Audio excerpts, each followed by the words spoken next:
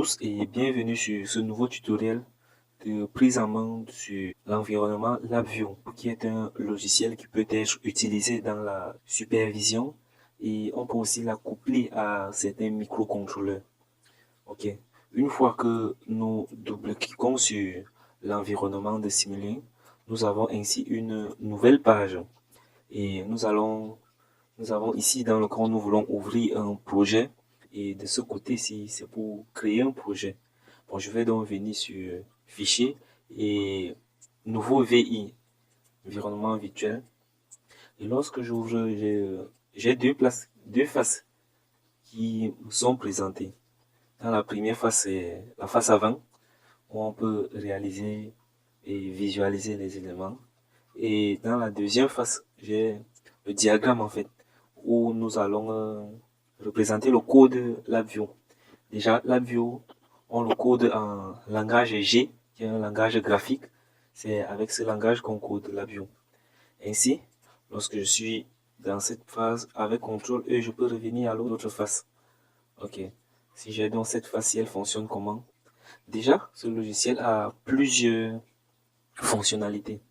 Nous pouvons par exemple faire un clic droit pour voir autant d'éléments qui sont disponibles. Les structures qui sont là.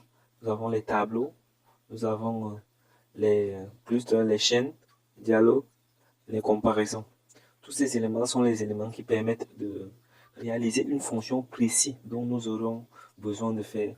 Même là, lorsque je fais un clic droit, j'observe les valeurs qui me sont présentées. Ok. Je peux donc prendre un exemple par exemple.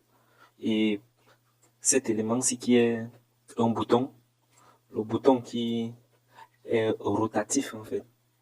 Et je peux également prendre toujours du côté numérique un réservoir que nous allons voir l'évolution du réservoir en fonction de la manipulation du bouton rotatif. Donc lorsque je prends ces éléments-là, je peux arriver au niveau de mon diagramme où je fais le code G. Lorsque je suis sur cette phase, je vois dans mes éléments où je peux les accoupler entre eux. Une fois que je fais ce diagramme, c'est vrai que pour un début, c'est relativement simple lorsque ce que nous voulons également mettre sur pied n'est pas complexe. Donc, une fois que je réalise dans le chemin, je peux partir au niveau de la face avant. Si je suis donc sur la face avant et lancer la simulation, j'observe là en fait que le réservoir n'est pas plein. Ça dépend de la position de mon bouton. C'est à 0, donc raison pour laquelle le vase est également 0. Une fois que j'avance avec et je relance la simulation, je vois également comment ça continue. Je peux encore avancer et simuler et revoir l'évolution de l'eau dans le réservoir. Je peux même aller au-delà jusqu'à actionner une exécution en continu. Lorsque je suis en exécution en continu, je peux voir comment en manipulant le bouton, ça me remplit ou me diminue mon réservoir. Ok, ça c'est une première fonctionnalité. Stop. Ce même système, si je peux encore l'ajouter, c'est-à-dire commander plusieurs systèmes à partir d'un processus, où je vais par exemple prendre le thermomètre.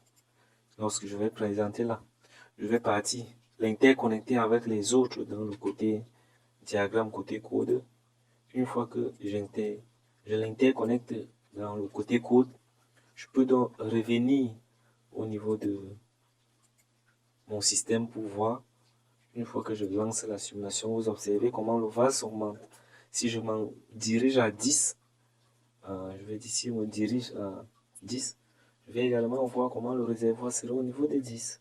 Ou encore si j'actionne sur une simulation continue, je peux agir sur les deux au même moment.